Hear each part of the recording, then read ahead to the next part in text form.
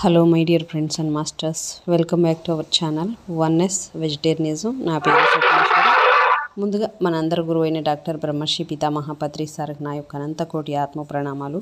సత్యలోకవాసులకి, దివ్యలోకవాసులకి, మహాకర్ణలోకవాసులకి, నక్షత్రలోకవాసులకి, ఏంజల్స్కి, మహావతార్ బాబాజీకి, బుద్ధ భగవానుడికి, రామ్దా మాస్టర్, మహా ఉపాధ్యాయుడు, మాస్టర్ టీచర్, ఇమోటల్ గురువైన తండ్రికి, సదానంద యోగి మహారాజ్కి, ఈ వర్తమానానికి, అనంతానికి, విశ్వానికి, శాంతికి, శక్తికి, కాంతికి, ప్రేమకి నా యొక్క అనంత కోటి ఆత్మ ప్రణామాలు. సమస్త మూగజీవులకి, భూమాతకి కూడా, విశ్వమాతకి థ్యాంక్ యూ సో మచ్. మరి రోజులాగా ఈరోజు మరింత జ్ఞానాన్ని, విజ్ఞానాన్ని షేర్ చేయడానికి శాంత మేడంకి వెల్కమ్ చేద్దాం. Madam, welcome madam. Welcome to our session madam. Over to you madam, Shanta madam. Thank you madam. Thank you so much. మరి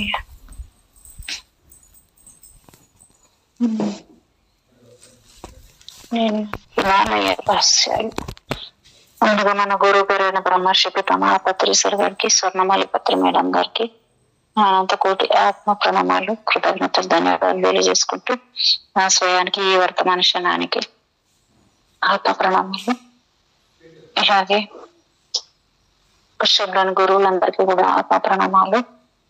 వన్నెస్ వెజిటేరియనిజం టీవీ వ్యవస్థాపకులైన స్వప్నేశ్వర్ మేడం గారికి నా అంతకోటి ఆత్మ ప్రణామాలు, కృతజ్ఞతలతో రామ్దా మాస్టర్ గారికి ఆత్మ ప్రణామాలు తెలియజేసుకుంటూ ఈరోజు హిమాలయ రహస్యాలు అనే పుస్తకం 2వ రోజు చదువుతున్నామండి. సహకరిస్తున్న మీ అందరికీ కూడా ధన్యవాదాలు.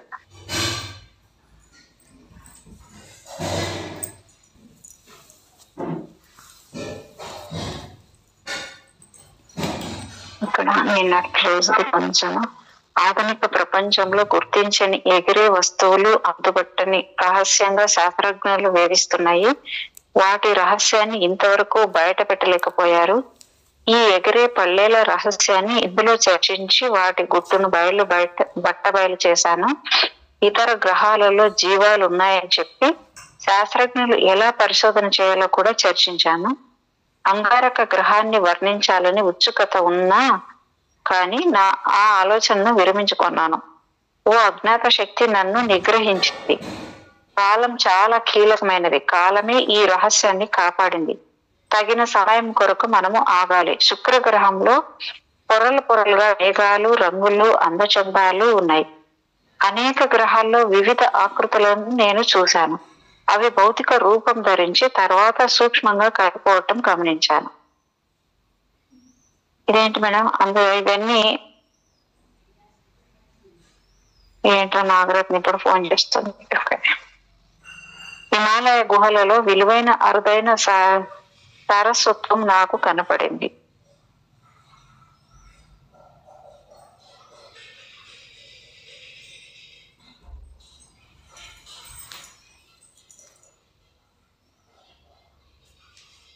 కాలం చాలా కీలకమైనది.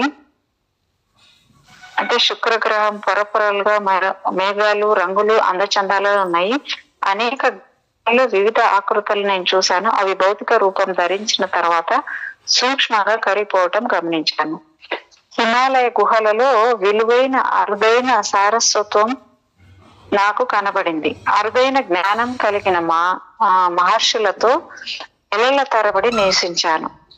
వెండి, బంగారాలతో నిండిన కుంటలు, గుహలు అనేక ఉన్నాయి. మెత్తటి రాళ్ళు, మెరిసే లోహాలు గల కుండలు, నాణేలు వాటిలో కనిపించాయి. మహాభారత కాలంలో శాంతి సందేశం ఇచ్చిన ఋషులతో కలిసి చాలా కాలం జీవించాను. ఆ సంఘటనలన్నిటినీ వర్ణించాను. ఆ మహాపురుషుల దగ్గర వెళ్లే ఉపాయాలను కూడా సూచించాను. మంచి మనుషులు ఎవరు, వారు ఎలా బ్రతుకుతారో, ఎలా మాట్లాడతారో చర్చించాను. ప్రకృతి వింతలను గురించి, గ్రహాంతర వాసుల గురించి స్వల్పంగా ముచ్చటించాను. ఈ పుస్తకాన్ని చదివినప్పుడు మీకు సంభ్రమాశ్చర్యాలు కలుగుతాయి. నేను చెప్పిన మార్గాన్ని స్వీకరిస్తే ఆశ్చర్యం కాస్త ఆనందంగా మారుతుంది. అన్నీ మీ సొంతం అవుతాయి. చర్చలతో పాటు సిద్ధ పురుషులు ఆయా స్థలాలను ఎలా చేరుకోవాలో సూచనలు ఇచ్చాను. విశ్వసనీయత కోసము ఛాయాచిత్రాలను కూడా ఇందులో చేర్చాను. మీరు హిమాలయ యాత్ర ప్రారంభిస్తే ఈ పుస్తకం మీకు మార్గదర్శిగా ఉపయోగపడుతుంది. హిమాలయాలు చేరుకోగానే మీకు కోరిక తల ఎత్తుతుంది, చలనం కలుగుతుంది, కర్మ ప్రేరితం అవుతుంది, భావాలకు సమాధానం దొరుకుతుంది. అప్పుడు మీ శరీరం యోగ సహాయంతో హిమాలయ రహస్యాలను తెలుసుకోగలుగుతుంది. ఆత్మసిద్ధి పొందే స్థితికి చేరుకుంటుంది. అంతర్జ్ఞానము బాహ్య జ్ఞానము ఒక్కటవుతాయి. మీ ఆత్మ, పరమాత్మ, విశ్వము అన్ని మీరే అవుతారు. ఇందులో కొన్ని సందర్భాలు పునరుక్తులుగా కనిపించవచ్చు, కానీ ఆ పునరుక్తులలో కొత్త ప్రేరణ, కొత్త శైలి, కొత్త అనుభవాలు, పూర్తిగా కొత్త సందర్భం ప్రత్యక్షం అవుతాయి.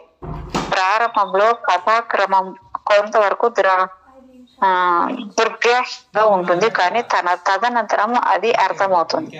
బాబా గోరఖ్నాథ్ వాక్కులను ఏమీ మార్చకుండా ప్రత్యేక వ్యాఖ్యాన సహితంగా ఉదాహరించాను. ఈ గ్రంథం పరమాత్మను గురించి, మానవ జాతిని గురించి చెబుతుంది.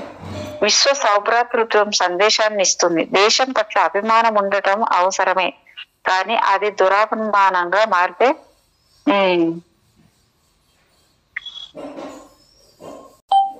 మారితే జాతి అభ్యుదానికి హాని కారకమవుతుంది. కులతత్వం దోపిడీకి దారితీస్తుంది. లోపభూయిష్టమైన పాలన జాతి పతనానికి ఏమవుతుంది. అరాచకము, సంఘ వ్యతిరేక వర్తన, బందిపోట్లు, దోపిడీలు, మానభంగాలు మొదలైనవి పాలనా వ్యవస్థలోని బలహీనతలను బయట పెడతాయి. ముఖస్థుతి, వ్యక్తి పూజ దేశంలో మూర్ఖత్వాన్ని పెంచుతాయి. వ్యక్తి నిష్ఠావాదం వలన నాయకులు భ్రష్టులైపోతారు. ఈ లోపాలు దేశ శాంతిని భగ్నం చేస్తాయి. తత్ఫలితంగా దేశం చిన్న భిన్నమై ఎవరికి పరాధీనమై దాస్యం చేయవలసి వస్తుంది.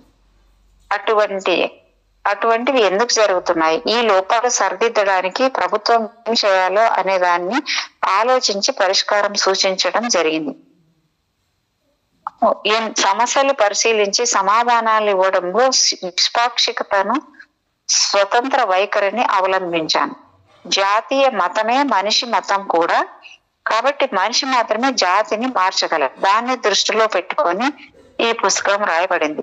కాలక్రమేణా మానవ జాతి అభివృద్ధి చెందుతూ ముందుకు వెళుతుంటే వానితో బట్టి మనిషి ప్రవృత్తి లక్షణాలు మారకపోతే ప్రకృతి తిరుగుబాటు చేస్తుంది. ప్రపంచ యుద్ధ బీభత్సాలను మానవ జాతి చవి చూడవలసి వస్తుంది. అటువంటి దారుణ పరిస్థితులు రాకుండా నివారించే పద్ధతులను వివరించాను. జాతీయ నాయకుల్లోని వినాశకర భావాలను సృజనాత్మకంగా ఎలా పరివర్తన చేయాలో చర్చించాను. మానవ కళ్యాణానికి అనేక విషయాలను సంక్షిప్తంగా చెప్పాను. ఆ సూచనలను పాటిస్తే శ్రేయస్సు కలుగుతుంది. మేధావులందరూ వారు మహాత్ములైన, దేశభక్తులైన, మత పెద్దలైన, జాతీయ నాయకులైన మానవ కళ్యాణాన్ని, మేలైన జాతీయ పరిపాలనను కాంక్షిస్తే జీవితంలో శాంతి సౌభాగ్యాలు వర్ధిల్లుతాయి. అరిష్టాలు తొలగిపోతాయి. అరాచకము, ఉగ్రవాదము స్థానంలో శాంతి సామరస్యాలు వెల్లివిరియాలి. అప్పుడు యుద్ధ బీభత్సం నుంచి తప్పించుకొనగలం. భావాలు మాత్రమే కోరిన ఫలితాలను ఇవ్వలేవు. ఈ లక్ష్యాన్ని సాధించడానికి ప్రతి వ్యక్తి మొదట తనపైనే ప్రయోగం జరపాలి. క్రమంగా కుటుంబానికి, తర్వాత సంఘానికి, దేశానికి, ప్రపంచానికి వర్తింపచేయాలి. చివరికి లక్ష్యం నెరవేరుతుంది. ఈ కీలక సమస్యను ఉపేక్షిస్తే దారుణ పరిణామాలు మృత్యు రూపంలోనూ విధ్వంస రూపంలోనూ కలుగుతాయి. మానవుని మృత్యువు కబళిస్తే పేరు ప్రతిష్టలను, సిరి సంపదలను, బంధుమిత్రులను, అన్నిటినీ ఇక్కడే వదిలి వెళ్ళాలి. ఈ ప్రత్యేక జాగృతి పట్ల శ్రద్ధ వహించాలి. ఎందుకంటే నీ కోసం నీవు ఏదో ఒకటి చేయవలసిన కాలం ఆసన్నమైంది. ఈ ప్రత్యేక జాగృతి మీ కర్మను సర్వాంగ సుందరంగా తీర్చిదిద్ది దాని శ్రేష్టత్వాన్ని అధిగమిస్తుంది. మృత్యువు ఎన్నటికీ మిమ్మల్ని తాకలేదు. ప్రియ పాఠకులారా, కర్మే మీ సర్వస్వం. మరి ఈ పుస్తకాన్ని మీ చేతుల్లో పెడుతున్నాను. దైనందిన వ్యవహారము, జీవన్ మరణాలు అన్ని మానవ జీవితం క్షణ భంగురమని చాటుతున్నాయి. ఏది శాశ్వతం కాదు. నీది కానిది నీకెన్నటికీ లభించదని జీవిత సంఘటనలు బట్టి అర్థం కావటం లేదా? మీ కార్యక్షేత్రాన్ని మీ ప్రవృత్తిని బట్టి ఎంచుకోండి. ఆశించినది సాధించలేకపోయినది పట్టుదలతో సాధించడానికి ప్రయత్నించండి. ఇప్పటికే సాధించిన దాని గురించి పోరాటం ఇక ఆపండి. ఈ స్థితికి చేరుకొనటానికి ఇప్పటికే ఎంతో ఆసక్తిని కోల్పోవటం జరిగింది, ఎంతో శక్తిని కోల్పోవటం జరిగింది. ఇకపై శక్తిని వృధా చేసుకోవద్దు. వాయిదాలు వేయటం విరమించి నీ సత్యం ఏమిటో తెలుసుకోవటంపై మనస్సు పెట్టు. నీ సత్యాన్ని గుర్తిస్తే మానవ జాతి కోసం ఏదైనా చేయి. భావాలకు అపారమైన శక్తి ఉంటుంది. భావాలను సూత్రబద్ధం చేసినప్పుడు వినాశనానికి ప్రతీక అయిన అన్వాయుధ రూపంలో బయటపడతాయి. భావాలను ఒక చోట సమీకరిస్తే మారణ హోమాన్ని నివారించగలవు. భావవాహిని కృత నిక్షయంతో నింపి శాంతి సందేశ ప్రసారానికి వాడుకోవచ్చు. మేడం, సృష్టి వినాశాలకు మూల కారణం మానవుడే. భావాలు కలుషితమైపోయిన కారణంగా ప్రపంచం విపత్కర స్థితిలో ప్రమాదం అంచనా ఉంది. పరిశుద్ధ భావాలే ఈ ఘోర విపత్తు నుంచి ప్రపంచాన్ని రక్షించగలవు. ప్రపంచం నీ నుంచి ఆశిస్తున్నది అదే. మానవ జాతి నిట్టూర్పు విడుస్తూ ఎదురు చూస్తున్నది. మానవ జాతి బాధను, రోదనను వినిపించుకో. ఆ దుస్థితిని తొలగించడానికి ప్రయత్నించు. లేకపోతే విశ్వ వినాశనం తథ్యం. ప్రకృతి ప్రతీకారం తీర్చుకుంటుంది. అది అన్నిటిపైన అందరిపైన ప్రభావం చూపుతుంది. భావాల్లో మార్పులు తేవటానికి సంకల్పిత యోగము వంటి వివిధ యోగాభ్యాసాలను రూపొందించటం జరిగింది. ఈ అభ్యాసాల సాయంతో నిన్ను నీవు తెలుసుకొనగలవు. భయం కనుక నీ కాళ్లకు బంధం వేస్తే నా సహాయం తీసుకోవచ్చు. ఉత్తమ సహచరుడిగా ఉండటానికి ప్రయత్నిస్తాను. ఈ పుస్తక రచనలో ప్రేరణని ఇచ్చి ఘనంగా సాయం చేసిన బాబా గోరఖ్నాథ్, మహా అవతార్ బాబాజీ, సర్వేశ్వరానంద్, మధురదాసు, సుందర్నాథ్, హరిబాబాలకు నేను ఎంతో రుణపడి ఉన్నాను. భిన్న వేషాలలో, రూపాలలో నా ముందు ప్రత్యక్షమైన ఆ 16 ఏళ్ల పడుచుకు నేను ఎలా కృతజ్ఞతలు చెప్పుకోవాలి? ఆవిడను కొన్నిసార్లు లక్ష్మిగా, రేఖగా, మీనాక్షిగా, లేక ప్రశ్నార్థకమైన సమాప్తిగా దర్శించాను. ఆవిడ నాలో అసంఖ్యాకమైన భావోద్వేగాలను కలిగించింది. భిన్న వేషాలలో ఆవిడ నాకు అనునిత్యం సహచరిగా ఉంది. ఆవిడ నా హృదయంలో మనోబుద్ధ్యంకారాలతో జాగ్రత్త స్వప్నావస్థలలో నిలిచి ఉంది. ఆవిడ సర్వవ్యాపి. అనురాగ వైరాగ్యాలు ఆమె ప్రసాదించినవే. ఆమె గతంలోనో వర్తమానంలోనో ఉన్నది, భవిష్యత్తులో ఎదురు చూస్తూ ఉంటుంది. ఆమె శివుడిలోను, శక్తిలోను, శవంలోనూ ఉన్నది. లోకంలో ఉన్నవన్నీ ఆమెవే. ఆమె నీతో ఉంటే అన్నీ నీకున్నట్టే. ఆమె వల్లనే నీకి అస్తిత్వం కలిగింది. కానీ ఆవిడను నీవు గుర్తించలేకున్నావు. ఆమె కోసం ప్రయత్నించు, వెతుకు, గుర్తించడానికి ప్రయత్నించు. ఆమె నీ కోసం తప్పకుండా ఎదురు చూస్తున్నది. కామానికి భిన్న అర్థాలున్నాయి. ఇచ్ఛ, మోక్షం, ముక్తి, అనురాగము, ప్రేమ, దాస్యం, ప్రకృతి, పురుషుడు, ఆరోహణ, అవరోహణ, ఇవన్నీ వివిధ రూపాల్లో కామాన్ని సూచిస్తున్నాయి. ఆకలి, దప్పులు, రాగద్వేషాలు, ఆవేగం వలన కామంగా పరివర్తన చెందుతాయి. పైకి కదలటం వల్ల కామపూరిత భావాల నుంచి విముక్తి లభిస్తుంది. కామం వాంఛ రూపంలో ఈ ప్రపంచాన్ని సృష్టించింది. కష్ట సుఖానుభవాలు జగన్మాయ కామం నుంచే ఉద్భవిస్తాయి. అదే కన్య ఒక్కొక్కసారి వాంఛనీయమైన సుందరిగా, ఇతర సమయాల్లో తెల్లని వస్త్రంలో భక్తురాలిగా కనిపిస్తుంటుంది. ఒకవైపున అర్థం కాని చిక్కు ప్రశ్న ఉండగా మరొక వైపు మార్గదర్శి ఉన్నది. ఆ కన్యకామని చూపే మార్గదర్శనాన్ని స్వీకరించు. నీ జీవిత నావను దరిచేర్చు. జ్ఞానం మరొక రూపంలో ప్రత్యక్షమవుతుంది. ప్రపంచంలో ఉన్న 16 ఏళ్ల కన్యలందరికీ కృతజ్ఞతలు తెలుపుతున్నాను. వారు ప్రేమానురాగాలు మూర్తిభవించిన వారు. ఆదర్శప్రాయమైన సోదర భావానికి ప్రతీకలే ప్రేరణ కలిగించిన పురుషులందరికీ కూడా కృతజ్ఞతలు తెలుపుతున్నాను. స్త్రీ పురుషులందరినీ మీ సంస్కారాలు తుడిచివేసి అంతరాత్మలతో ఐక్యం కండి అని అర్థిస్తున్నాను. అదొక దీర్ఘ యాత్ర. ఈ యాత్రలో అనేక మలుపులు ఉంటాయి, విరామ స్థానాలు ఉంటాయి. ఏదో ఒక చోట మనం ఒకరికొకరు కలుసుకోవచ్చు. జ్ఞానోదయమయ్యే మార్గాన్ని చూపి మిమ్మల్ని ప్రబుద్ధం చేయాలన్నదే నా ఆకాంక్ష. ఈ స్థితికి నేను రావటానికి సహాయపడిన వారందరికీ నా కృతజ్ఞతలు. రేపు నీదే నీవు ప్రపంచానికి అర్పణ చేసుకో, అప్పుడు ప్రతిదీ నీదవుతుంది, నీవు అందరి వాడుగా అవుతావు అని చెప్పిన మహానుభావులకు ధన్యవాదాలు చెబుతున్నాను. తమ యాత్రను పూర్తి చేయకుండా మధ్యలో ఆగిపోయిన యాత్రికులను గురించి కొద్దిగా వ్రాయాలనుకుంటున్నాను. ఒక వ్యక్తి గర్వంగా ఇలా అన్నాడు, నేను ఏదైనా చేయటమంటూ జరిగితే అది జాతి సంక్షేమం కోసమే. జాతిని కలుషితం చేస్తున్న పాపాలన్నింటినీ నిర్మూలిస్తాను. ఎప్పటికైనా ఏదైనా సాధించగలిగితే పద్మాన్ని బురదలోంచి బయటకు తీసి దాన్ని మానవత్వంతో ప్రకాశింపజేస్తాను. కామనల నుంచి విముక్తి పొందిన మానవ జాతి ప్రపంచ జాతికి జ్ఞానాన్ని చిహ్నమవుతుంది. నేను అతని ఆత్మకు శాంతి కలగాలని ప్రార్థిస్తున్నాను. ఆ ఆత్మ పునర్జన్మ ఎత్తి అసంపూర్ణంగా మిగిలిపోయిన తన యాత్రను ముగించాలని కూడా ప్రార్థిస్తున్నాను. నా పుస్తకాన్ని స్వీకరించి ఆత్మసిద్ధి కోసం ఇందులోని మార్గాన్ని అనుసరించి కోరే స్త్రీ పురుషులందరికీ నా శుభాకాంక్షలు. అన్నీ నీ కోసమే ఉన్నాయి. నీ అస్తిత్వానికి కీలక ప్రాధాన్యత ఉంది. మరణం అంటే భయపడకండి, సత్యాన్ని కనిపెట్టండి. సత్యమే దేవుడు, నీవు తప్ప అన్యమేదీ లేదు అంటూ అక్కడితో ముందు మాట ఇక్కడ దాకా వచ్చింది మేడం. ఇప్పుడు రెండవ అధ్యాయము అమ్మ మమత గురించి. అది సాయం సమయము.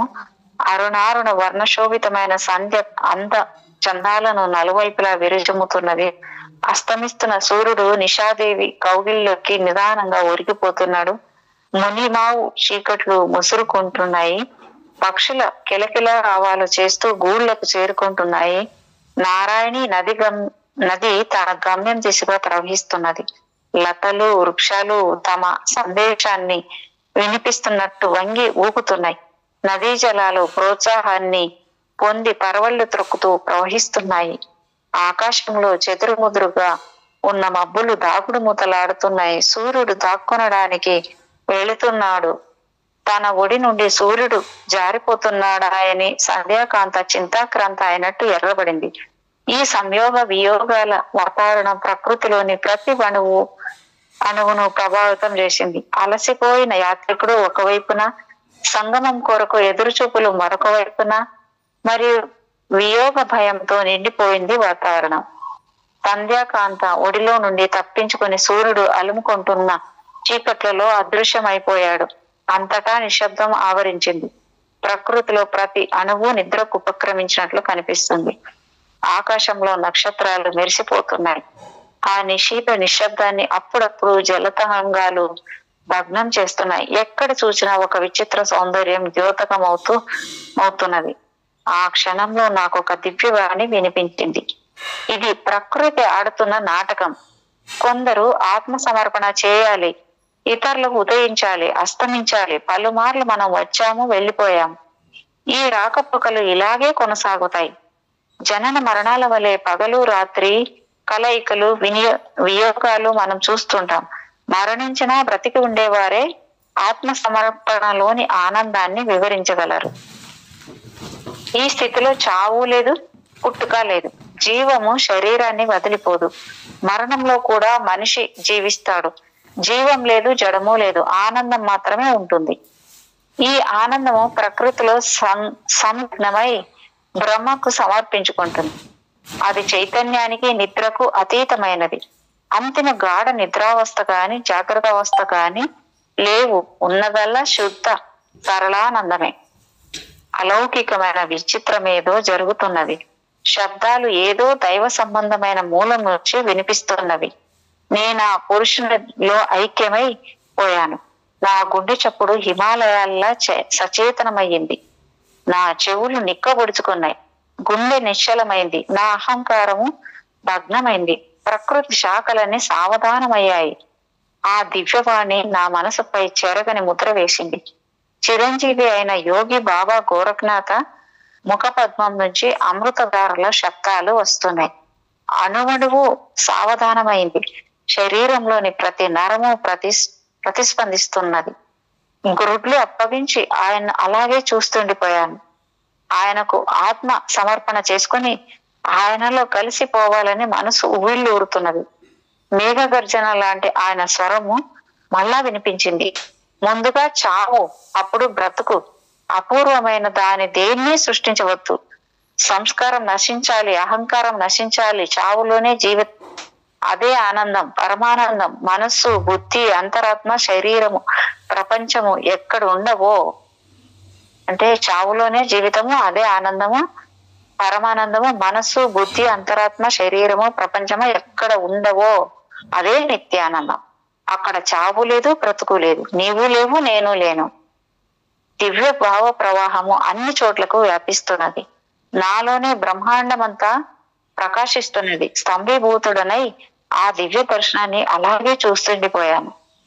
దైవికమైన ఆ అద్భుతం నాకు చాలా దగ్గరగా ఉన్నట్టు, చాలా దూరాన ఉన్నట్టు అనిపించింది. ఆయన నాకు తెలిసినప్పటికి నేను అజ్ఞాన అంధకారంలో ఉన్నాను. ఆయన మనిషి, నేను వట్టి మనిషి. ఆయన ఋషి, నేను అందరి మధ్యన ఉన్నాను. ఆయన తన మండలిలో ఉన్నాను. నేను నా పురాతన భావ శిథిలాలలో తిరుగుతున్నాను. ఏయ్ హరిహర అనే గర్జన వంటి శబ్దము విని మళ్ళీ నాకు చైతన్యం వచ్చింది, స్ఫురణ కలిగింది. ఏయ్ హరి, నేను కపిలునికి దీక్ష ఇచ్చి అగమ్య అగోచర పథంలో ప్రవేశపెట్టాను. అది అతని కోసం నీవు ఎంపిక చేసినదే. కష్టాలతో నిండిన నిరంతర జీవిత పథం అది. సంస్కార శేషంలోని అవశేషాలన్నింటినీ ధ్వంసం చేశాను. ప్రాక్తన సంస్కారాలను ఆహ్వానించి అతనికి చూపి జ్ఞానోదయం కలిగించాను. ఇప్పుడు నేను వెళ్ళిపోతున్నాను, కొంతకాలం తర్వాత మళ్ళీ తిరిగి వస్తాను. అలా చెప్పి ఆ మహా మనిషి వెళ్ళిపోవటం నేను చూశాను. ఆయన మహా వేగంతో వెళ్ళిపోయాడు. ఆయన వెనుక విడిచి వెళ్ళిన ఒక కాంతి ఆ చీకటిని ప్రకాశింపజేసింది. ఆయన మీరు నేను లాగా ఒక మనిషే, కానీ ఆయన దివ్య పురుషుడు, ముక్తుడు, వింతగా ఉన్నాడు. భావం ఆయన వేగము, సృష్టి ఆయన సంకల్పము, స్వేచ్ఛ సంకల్పమే ఆయన నివాసము. అద్వైతాలకు ఆయన అతీతుడు. ఆయన మనిషిలా కనిపించినప్పటికీ ఆయన ఒక మనిషి కాడు. ఆయన వెళ్ళిన కాంతి చీకటిని పోగొట్టింది. ఆకాశము, వెలుతురు, నిద్రిస్తున్న ప్రకృతి, అణువులున్నాయి. ప్రవహిస్తున్న నదీ జలాలు చేసే శబ్దము, మూగ సందేశాలు నా ఆత్మకు ఉపశమనం కలిగించాయి. హిమాలయాల్లా స్వతంత్రుడినయ్యాను. ఆ మహాపురుషుడు అదృశ్యమైన చోటికే నా కళ్ళు అతుక్కుపోయాయి.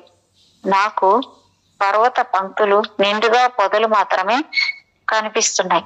మంచుతో కప్పబడిన హిమాలయ శిఖరాలు నదీ ప్రవాహంలోని అలల అస్పష్టంగా గోచరిస్తున్నాయి. అంతటా సాంద్రమైన అంధకారమే ఉన్నది.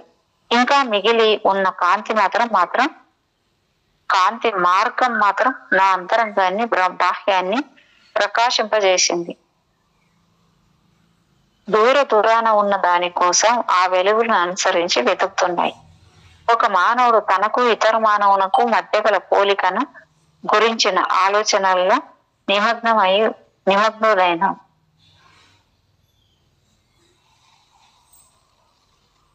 ఒక మానవుడు తనకు ఇతర మానవులకు మధ్య గల పోలికను గురించి ఆలోచనలో నిమగ్నుడైనాడు.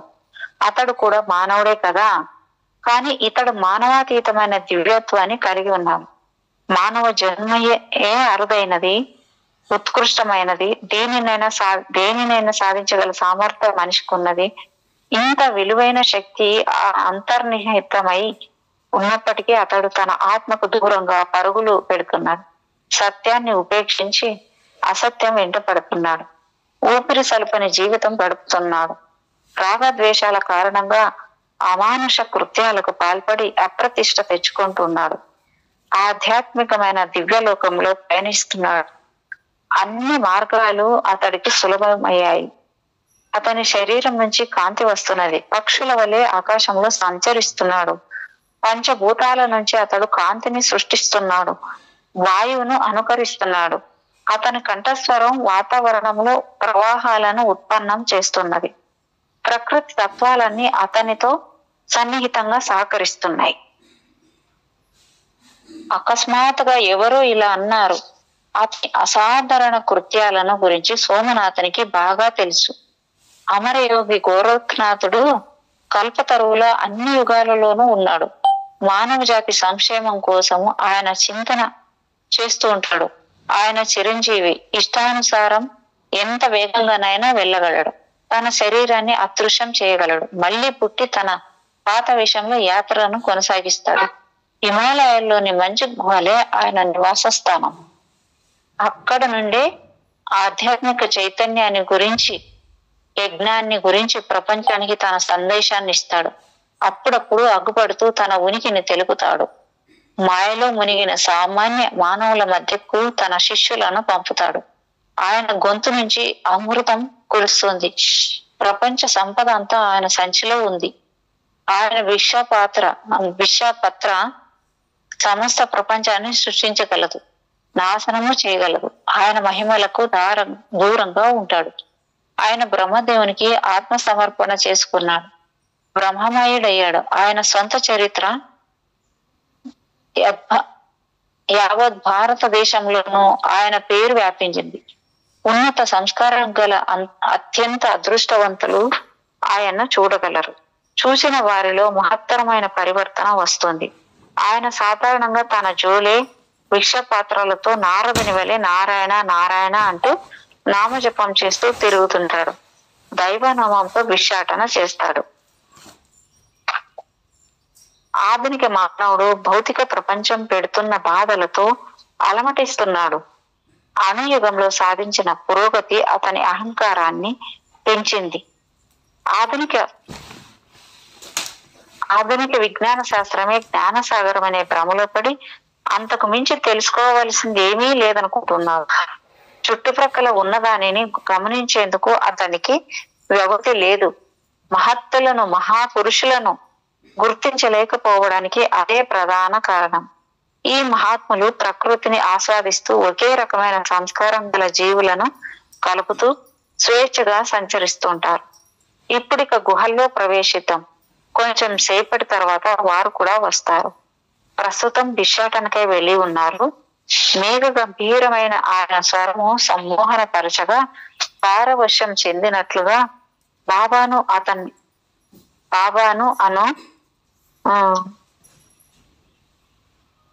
అనుసరించసాగాను. నది లోతుగా ప్రవహిస్తున్నది. గుహ సమీపంలోనే ఉంది గాని నదికి అవతలి వైపు ఉన్నది. ముగ్గురు మహాత్ములు కూర్చోవడానికి అప్పటికే ఆసనాలు పరిచి ఉన్నాయి. నా కోసం కొన్ని వస్త్రాలు కూడా అక్కడ ఉన్నాయి. గుహ ముఖం చాలా సన్నగా వెరుకుగా ఉన్నది. లోపల కనీసం 28 మంది ఉండటానికి సరిపోయే చోటు ఉన్నది. కూర్చోటానికి రకరకాల ఆసనాలు, పిలితోళ్ళు,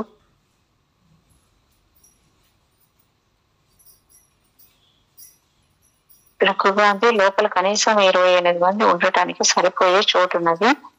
కూర్చోడానికి రకరకాల ఆసనాలు, పులితోళ్లు, జింకతోళ్లు మొదలైనవి, త్రిశూలాలు, భిక్షపాత్రలు అక్కడున్నాయి. రత్నహారాలు, రుద్రాక్షలు ఆ ప్రదేశం అంతటా విరిమబడి ఉన్నాయి. పులి చర్మంతో చేసిన దుస్తులు, చొక్కాలు మొదలైన రకరకాల బట్టలు కూడా ఉన్నాయి. బాబా నాకు చూపిన ఆసనంపై కూర్చున్నాను. నా ఆసనం మధ్య భాగాన ఉంది. ఒక సుందరమైన శివలింగం సరిగ్గా నా ముందే ఉంచబడింది. రాగి పాత్రలో నుంచి నీరు చుక్కలు చుక్కలుగా శివలింగంపై పడుతున్నాయి. ఆ శివలింగం పైన త్రినేత్రాలు అందంగా చెక్కబడి ఉన్నాయి.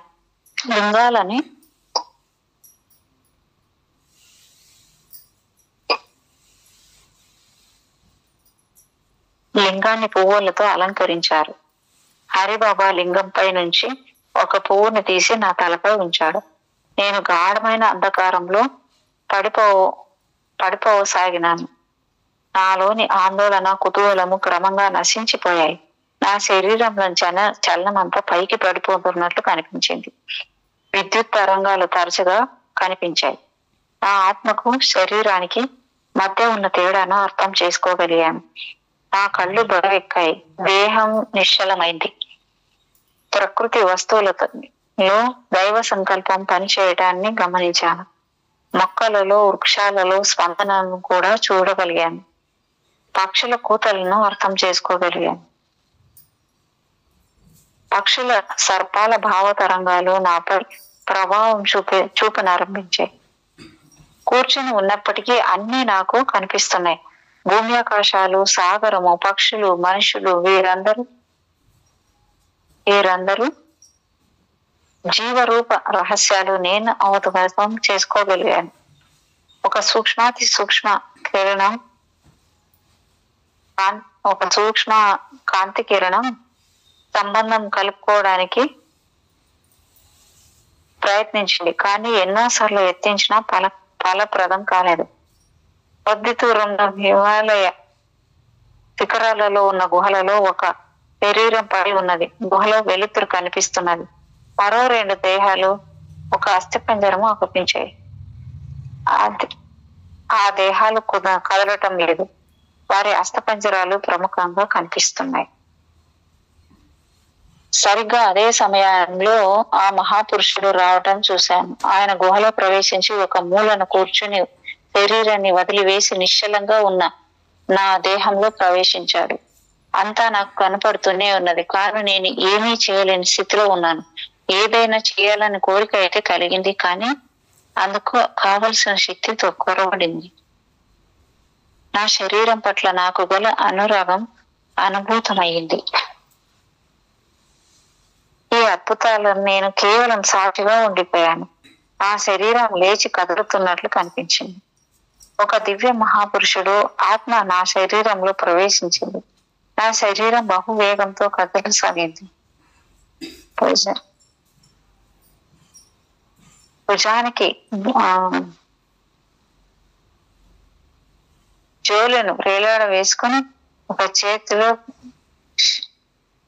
చేతిలో భిక్షాపత్రం, మరొక చేతిలో చిడతడు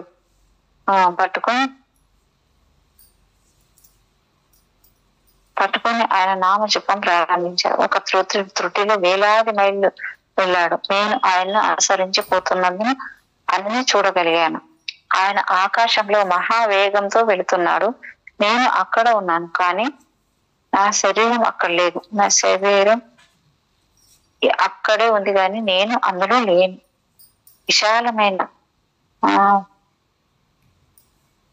విశాలమైన వటవృక్షం, దాని క్రింద బావి, ముందు విశాలమైన స్థలము, ప్రక్కన ఒక మహాద్వారము, పాత చరిత్ర చెక్కబడిన గోడలు, అంతా బాగా తెలిసిన ప్రదేశం లాగానే కనిపించింది. నాపై గాఢమైన ప్రభావం చూపింది. ఒక రకమైన పైతృక బంధం నన్ను తట్టి లాగుతుంది. ఆ స్థలానికి సంబంధించిన భావతరంగాలు నన్ను సమూహితుని చేశాయి. ఆ యోగి నవ్వుతూ పైకి చూస్తున్నాడు. ఆయన చూపు మహాద్వారంపై నిలిచింది. ద్వారం కొంత తెరిచి ఉంది. లోపల అనేక కార్యకలాపాలు జరుగుతున్నాయి. అక్కడ ఉన్నవన్నీ నాకే అయినా నేను అక్కడ లేను. యోగి వరుస నా నిస్సహాయతను గమనిస్తున్నాడు. ద్వారం వద్దకు వెళ్లి దైవ నామజపము ప్రారంభించాడు. ఒక స్త్రీ భిక్ష ఇవ్వడానికి ఇంటి బయటకు వచ్చింది, కానీ యోగిని చూసిన వెంటనే కన్నీరు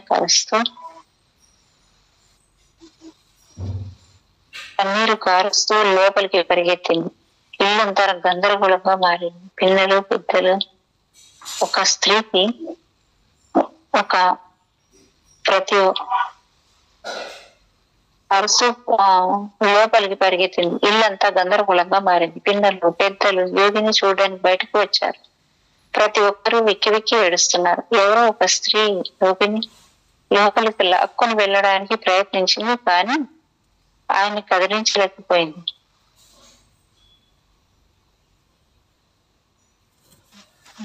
లోపలికి వెళ్ళడానికి లాక్కొని ప్రయత్నించింది, కానీ ఆయన్ని కదిలించలేకపోయింది. వాతావరణం అంతా చిత్రంగా, ఉద్రిక్తంగా మారిపోయింది. గ్రామస్తులందరూ ఆ స్థలంలో పోగయ్యారు. స్త్రీలు, పురుషులు, పిల్లలు అందరూ ఉన్నారు. దీపాలు దీపాలు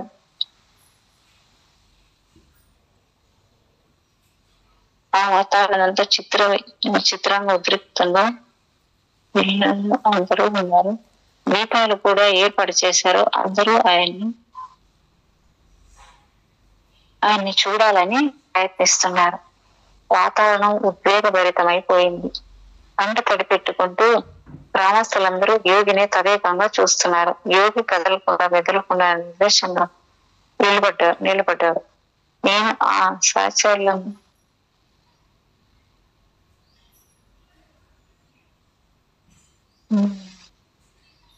యోగి కదలకుండా మెదలకుండా నిశ్శబ్దంగా నిలబడ్డాడు. నేను నా సహచరులను, ఇంటిలో అన్ని భాగాలను ఎవరికి గుర్తేవాడు.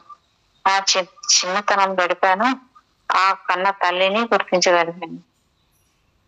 ఆ ప్రాంగణం నా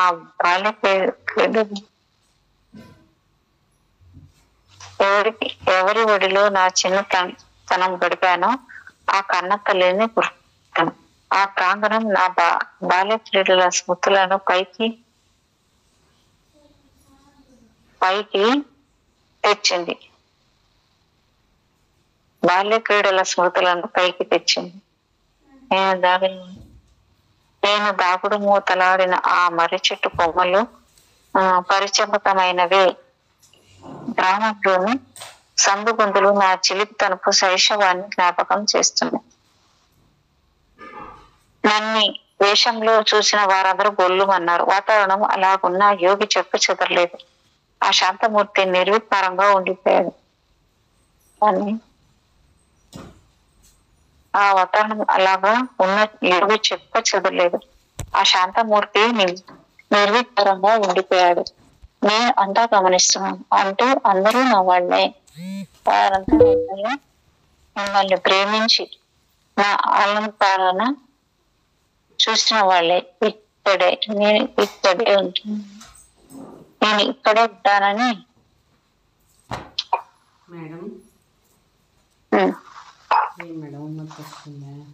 స్టార్ట్ అయింది మేడం. అవును.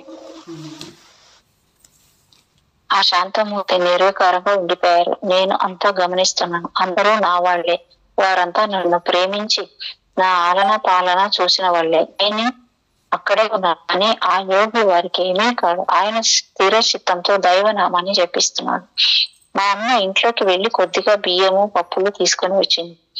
కొన్ని గింజలను ఆయనపై చెల్లి చిరంజీవి కమ్మని దీవించింది. యోగి ఆత్మ చుట్టూ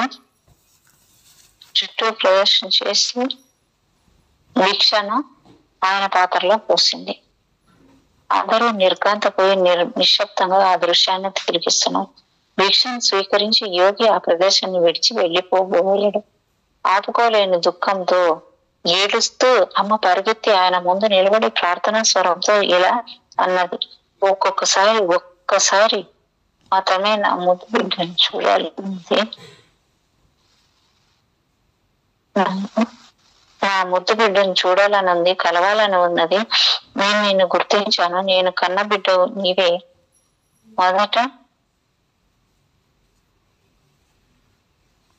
మొదట అతడు నా కొడుకు అని తెలుసు.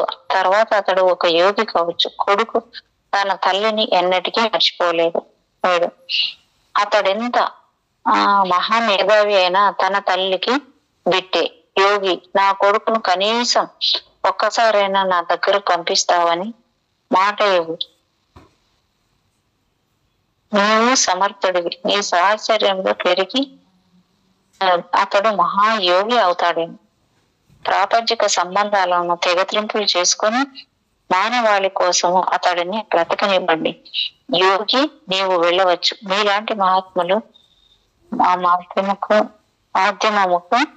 రావడం మా అదృష్టం.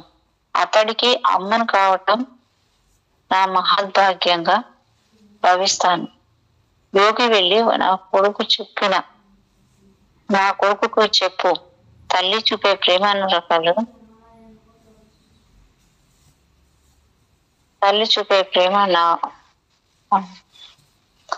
వెళ్ళి నా కొడుకుకు చెప్పు, తల్లి చూపే ప్రేమానురాగాలు ఎల్లప్పుడూ ప్రేరణ ఇస్తాయని, సాధనలో సాయపడతాయి అని. యోగి ఆమెకింత విభూతిని ఇచ్చి అక్కడి నుండి వెళ్ళిపోయాడు. ఆమె విభూతిని నొసటికి రాసుకుని వెర్రిగా నవ్వనారంభించింది. అవును, అంతా చివరికి బూడిదయ్యేదే. యోగులు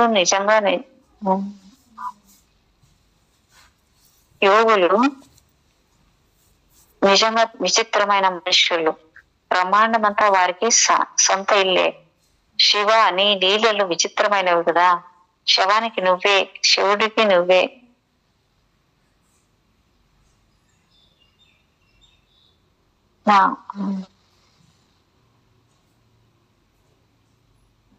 అంటే నీ లీలలు విచిత్రమైనవి కదా. శవానికి నువ్వే శివుడివి, శవానివి నువ్వే, శివుడివి నువ్వే. గ్రామస్తులంతా నివేరిపోయి నిస్సహాయ ప్రేక్షకులుగా ఆ దృశ్యాన్ని చూస్తుండిపోయారు.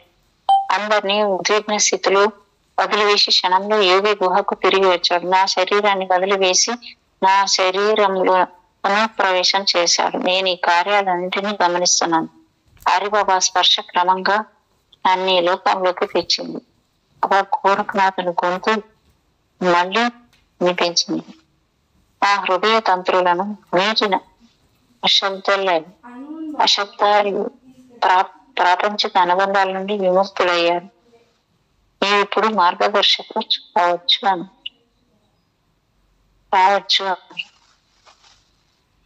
అప్పటికి నాకు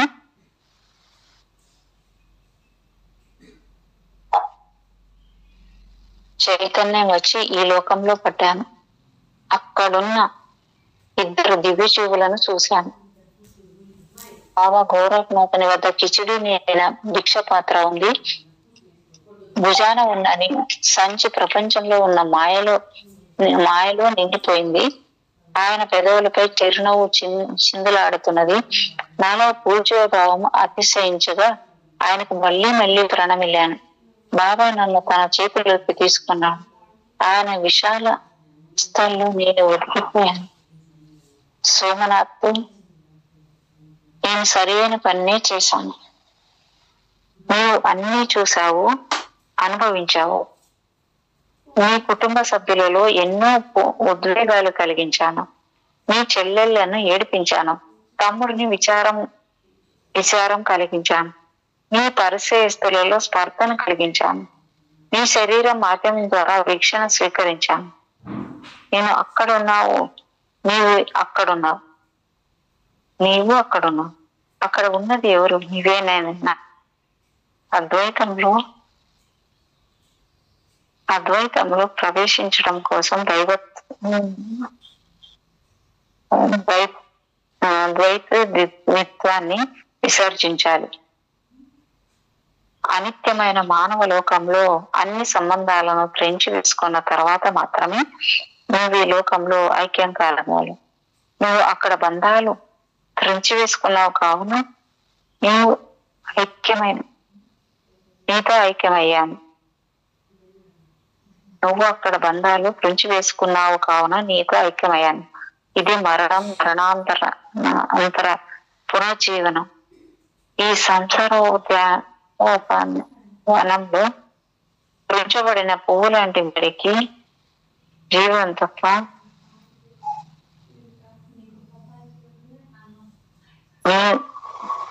ఇక్కడ ఈ సంసారోద్యానవనంలో పెంచబడిన పువ్వు లాంటి వాడివి నువ్వు. జీవితము గొప్ప తప్ప మరేమీ లేని నీ ఆత్మతో ఐక్యమైపో. హరిబాబా కిచిడిని వండటం ప్రారంభించాడు. నేను బాబా గోరఖనాథునితో నది వైపుకు వెళ్ళాను. రాళ్ళు రప్పులు పెద్ద బండలు దాటి నది ఒడ్డుకు చేరాము. ఒడ్డుని నడకన కొనసాగించాము. కొద్ది దూరంలో వెలుగుచున్న దీపం కనబడింది. అలాగే నడుచుకుంటూ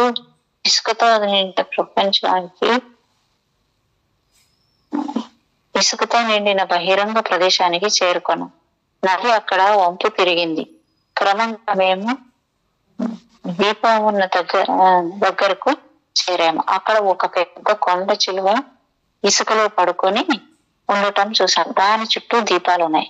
గాలి సుగంధంతో నిండి ఉన్నది. ఆ స్పృహ తప్పిపోతుందేమో అని అనిపించి ఆ పాము ఈల వేస్తున్నట్టు విచిత్రమైన శబ్దం చేస్తున్నది. గాలి వదిలినప్పుడల్లా ఇసుక ఎగిరిపోతున్నది.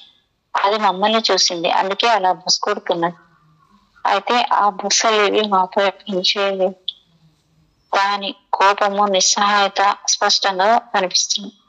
గోరఖనాథుడు తరచుగా నవ్వుతూ మాటి మాటికి ఇలా అనసొచ్చాడు. చాలు చాలు, నువ్వు చేసింది సరిపోయింది. నీ కర్తవ్యాన్ని మరీ అతిగా ప్రదర్శించుకో, లేకపోతే నీ దోషాలన్నీ ఆర్పేస్తాను.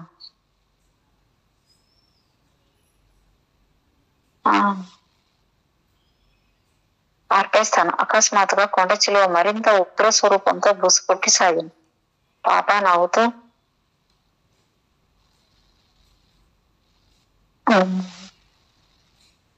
బాబా నవ్వుతూ ఆకాశం వైపు తిరిగి గాలిలో ఒక వలయం గీసి మధ్యలో ఒక నిలువు గీతను అంచు వదుకులాగి కోసి వేశాడు. దాని ఫలితం పాముపై తక్షణమే కనిపించింది. దాని కోపం తగ్గి శాంతించింది. దీపాలన్నీ ఆరిపోయాయి. ఇంతటితో పాము దాదాపు నిర్జీవమైపోయింది. మేము మా యాత్ర కొనసాగించాము. కొద్ది నిమిషాల్లోనే మేము ఒక చిన్న గుడిసె వద్దకు చేరుకున్నాం. అది నది ఒడ్డునే ఉన్నది. గుడిసె లోపల పొయ్యిపై చిన్న మంట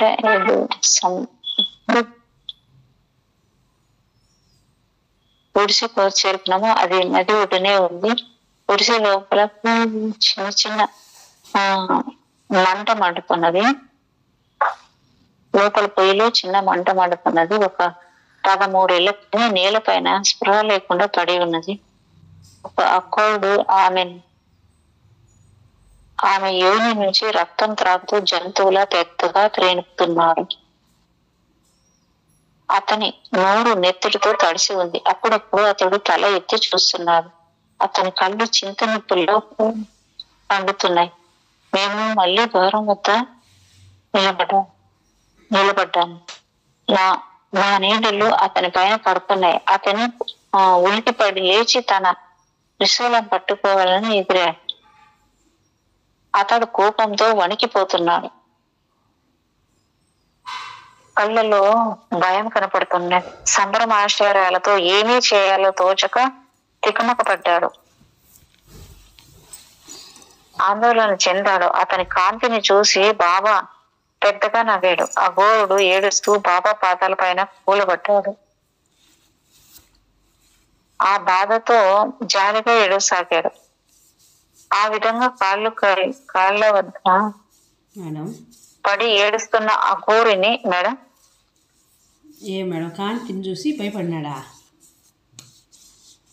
కాదు మేడం, అంటే అతని ఒక ఆయన రక్తం తాగుతున్నాడు అంట. ఒక ఆమె యోనిలో నుంచి రక్తం తీసుకుని అంటే ఇట్లా పెద్దగా అఘోరుడు అంట. ఒక ఆయన అఘోరుడు యోని నుంచి ఆమె రక్తం త్రాగుతూ జంతువులా పెద్దగా త్రేణుకుతున్నాడంట. అతని నోరు నెత్తుడితో తడిసి ఉంది. అప్పుడప్పుడు అతడు తల ఎత్తి చూస్తున్నాడు. అతని కళ్ళు చింతనిప్పులా మండుతున్నాయి. మేము వెళ్లి ద్వారం వద్ద నిలబడ్డాము. Dark energy. మా నీడలు అతని పైన పడుతున్నాయి. అతడు ఉలిక్కిపడి లేచి తన త్రిశూలం పట్టుకోవాలని ఎగిరాడు. అతడు కోపంతో వణికిపోతున్నాడు. కళ్ళలో భయం కనపడుతున్నది. సంభ్రమాశ్చర్యాలతో ఏం చేయాలో తోచక తికమకబడ్డాడు. ఆందోళన చెందాడు. అతని కాంతిని చూసి బాబా పెద్దగా నవ్వాడు. అఘోరుడు ఏడుస్తూ బాబా పాదాల పైన కూలబడ్డాడు. బాధతో జాలిగా ఏడవసాగాడు. ఆ విధంగా కాళ్ల వద్ద పడి ఏడుస్తున్న అఘోరుని పశ్చాత్తాపంతో చలించిన బాబా లేవనెత్తి ఇలా అన్నాడు. అఘోరనాథ, ఎంతకాలం ఇటువంటి అభ్యాసాలు కొనసాగించాలనుకుంటున్నావు? విలువైన నీ జీవితాన్ని ఎందుకు వృధా చేసుకుంటున్నావు? ఇటువంటి అభ్యాసాలతో శివతత్వాన్ని సాధించలేవు. ఇది ఉపాసన కానే కాదు, తల్లి యొక్క గాఢ తపస్సు వల్ల మానవ జీవితం వస్తున్నది. అలాంటి తల్లి రక్తాన్ని ఎలా త్రాగగలవు? ప్రతి తల్లి ఒక స్త్రీయే. ప్రతి స్త్రీలోనూ మాతృమూర్తి దాగి ఉంది. కఠోర తపస్సు చేసి ఫలితాల కోసం ఆగేవా? ఆత్మశక్తికి ఇదొక్కటే ఏకైక మార్గం అనుకుంటున్నావా? నీ శరీరం ఉండగా దాన్ని కాదని పరుల శరీరాల నుంచి ఏమి పొందగలవు? దానికోసం నీ లోపల ఎందుకు వెదకవు? రక్తానికి బదులు నీ వీర్యాన్ని ఎందుకు త్రాగవు? ఈ భౌతిక మాధ్యమం ద్వారా నీవు మృత్యువును ఆపలేవు. లేచి నీ సంస్కారాలు ప్రేరేపించే దిశగా వెళ్ళిపో. ఈ బాలికను పరిశుద్ధం చేసి ఆమె గమ్యానికి ఆమెను చేర్చు. సాంఘికంగా ఆమె వెలివేయబడకుండా జాగ్రత్త తీసుకో.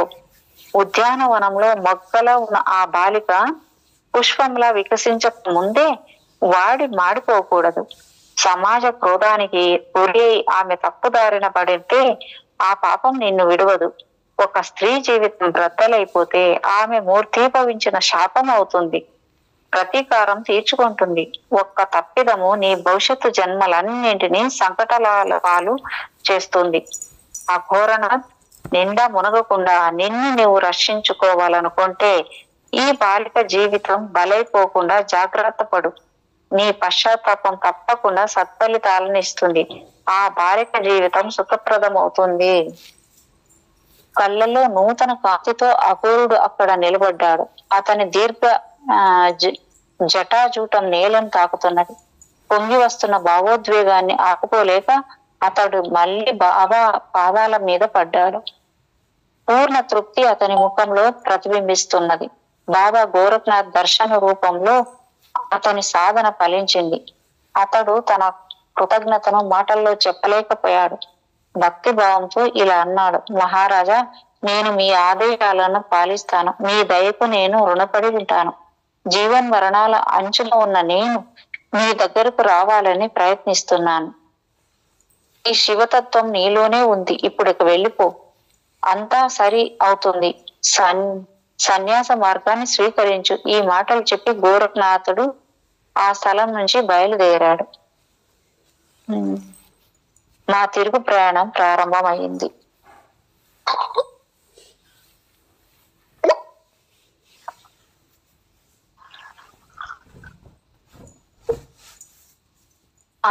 ఆ సమయానికి కొండ చిలువ స్థానంలో ఒక కపాలికుడు కూర్చుని విన్నాడు. అతడు స్ఫురద్రూపి, దేహ సౌష్ఠవం కలవాడు. కళ్ళు మత్తుగా తృప్తిగా ఉన్నాయి. శరీరం పూర్తిగా దిగంబరంగా ఉంది. అతనికి కొంచెం దూరంలో ఒక త్రిశూలం నీళ్ళలో పాతబడి ఉంది. మానవ కపాలాలు కొన్ని ఆ స్థలం అంతా చెల్లా చెదరగా పడి ఉన్నాయి. బాబాను చూసి కపాలికుడు లేచి ప్రణామాలు అర్పించి తన స్థానంలోకి తిరిగి వెళ్ళాడు. అతడేమీ మాట్లాడలేదు. అకస్మాత్తుగా మేడం మేడం ఈ చాప్టర్ అయిపోతే విపారా మనం ఆపేద్దాం madam. Okay madam, okay madam, కొంచెం మంది చదువుతాను. Okay madam. మానవ కపాలాలు అంటే అకస్మాత్తుగా దివ్యంగా కనిపిస్తున్న ఒక కన్య కమలాపండు రంగు దుస్తులలో ముడి వేసుకున్న జుట్టుతో ఒక చేతిలో త్రిశూలము, మరొక చేతిలో వరాహదేవతను ధరించి అక్కడ ప్రత్యక్షమైంది. బాబాకు కపాలికునకు మధ్య నిలబడింది. ఆమె సందిగ్ధ స్థితిలో ఉన్నట్టు స్పష్టంగా కానవస్తున్నది. అయింది మేడం ఇక్కడ పేరా? Okay madam, thank you madam, thank you so much madam.